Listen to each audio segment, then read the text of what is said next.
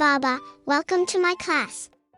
Last video we learned about the history of the Mahou Xiaozhou genre.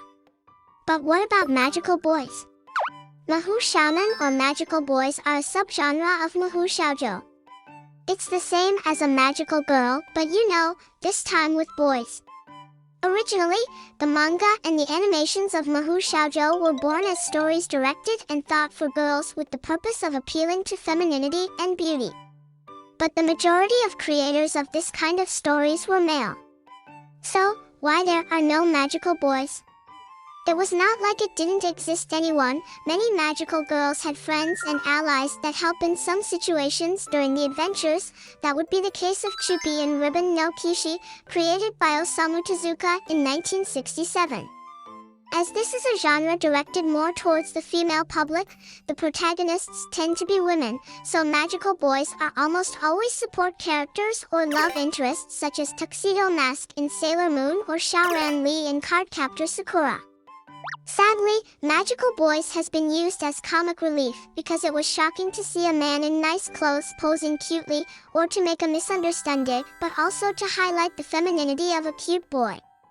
Even so, there are stories that has a magical boy as part of the main cast and very important to the plot. They even has magic and transformation sequence.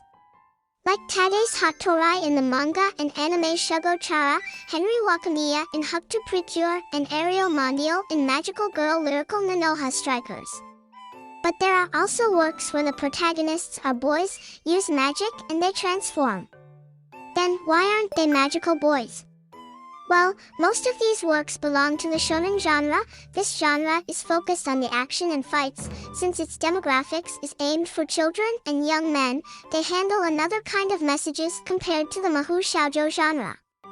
Recently, Mahou Xiaonan stories began to be published in manga formats, such as Mahou Shonen Majorian, Magical Change, or Twin Tail Ni Naramesu. A story about a lover of the Twin Tails hairstyle is chosen to transform into a girl with armor and protect the Earth.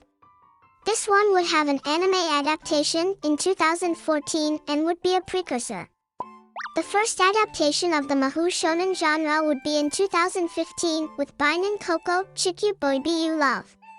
A parody of the genre written by Natsuko Takahashi and produced by Studio Diomedia, its story is about a Shular club with 5 boys.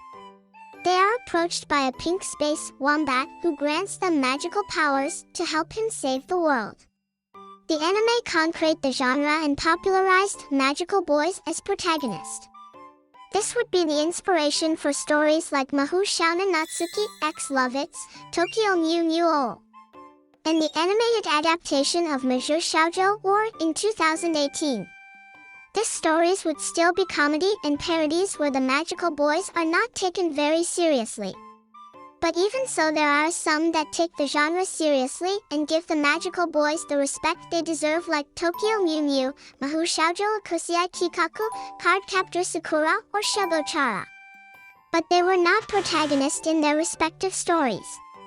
So it was in 2021 with Fairy Ranmaru that the genre received a more serious treatment, with a more dramatic and mature series.